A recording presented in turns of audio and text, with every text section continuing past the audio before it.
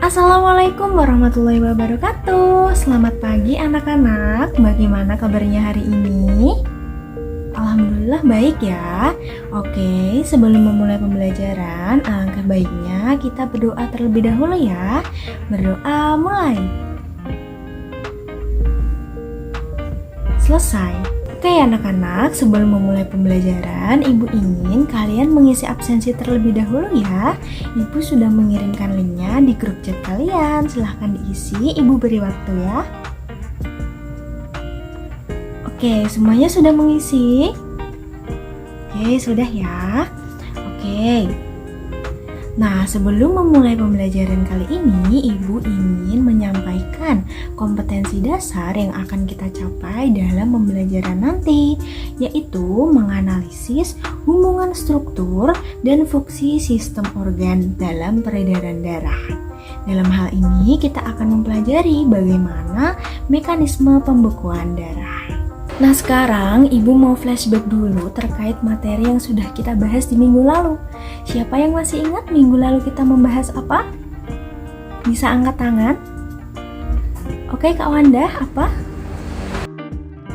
Ya, benar sekali. Kita membahas tentang komponen darah ya. Masih ingat ya komponen darah ada berapa? Ya, benar sekali. Ada 4. Yang pertama ada plasma darah. Yang kedua ada sel darah merah atau eritrosit.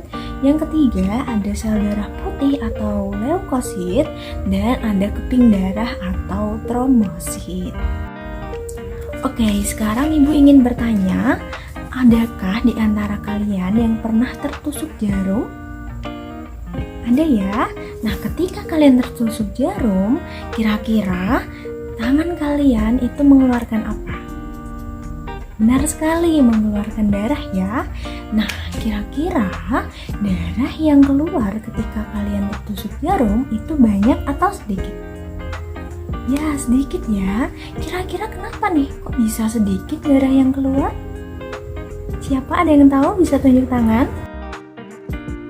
Jawabannya? Ya, benar sekali. Darah kita keluar bisa sedikit karena adanya proses pembekuan darah. Tepuk tangan dulu untuk Kak Wanda. Oke anak-anak, jadi darah yang keluar ketika kita berdarah itu akan segera mengalami pembekuan darah. Nah, untuk memahami proses pembekuan darah, kira-kira gimana sih Bu? Nah, Ibu akan memutarkan sedikit video, silahkan kalian pahami ya.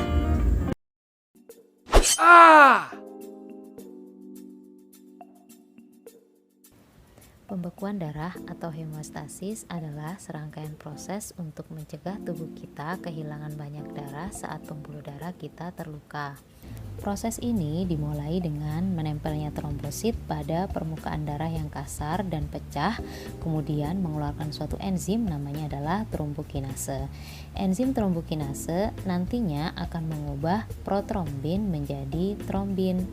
Protrombin adalah enzim yang belum aktif, jadi harus diaktifkan dulu oleh trombokinase dengan bantuan ion kalsium dan vitamin K sehingga menjadi enzim yang aktif yaitu trombin.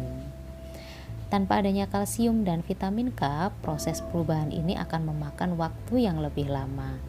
Dan nantinya trombin yang dihasilkan akan merubah fibrinogen yaitu protein yang larut dalam plasma darah menjadi benang-benang fibrin dan kemudian akan menutup luka.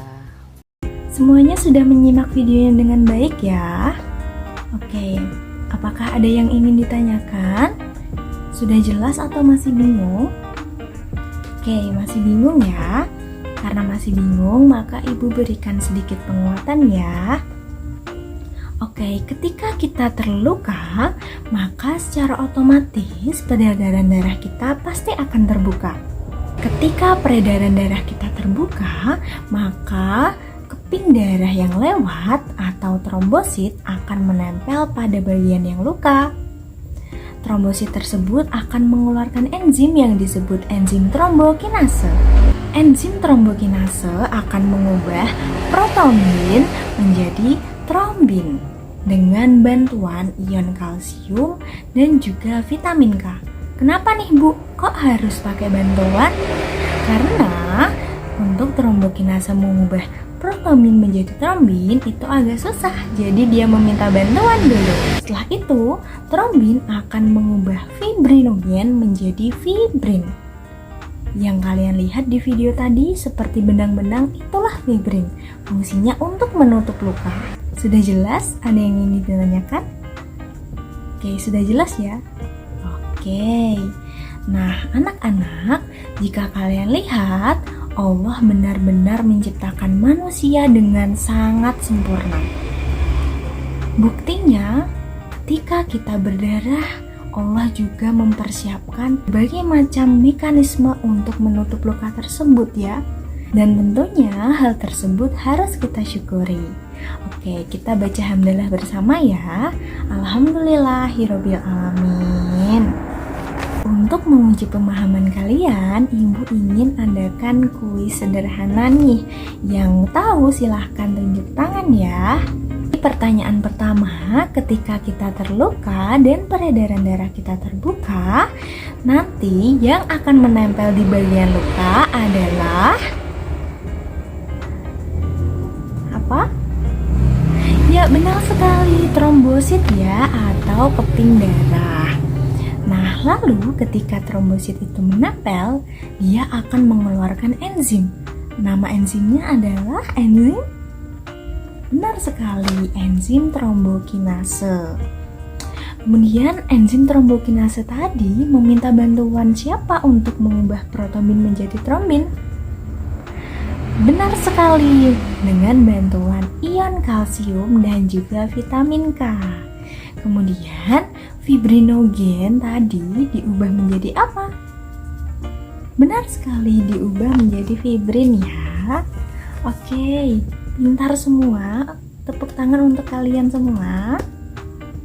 Nah, Ibu rasa sudah cukup mengerti ya kalian tentang materi hari ini. Ada yang ingin ditanyakan? Nah, baik, Ibu rasa pembelajaran hari ini cukup sampai di sini. Terima kasih, jangan lupa belajar dan tetap semangat ya anak-anak. Jika Ibu ada salah hari ini, mohon maaf. Terima kasih. Wassalamualaikum warahmatullahi wabarakatuh.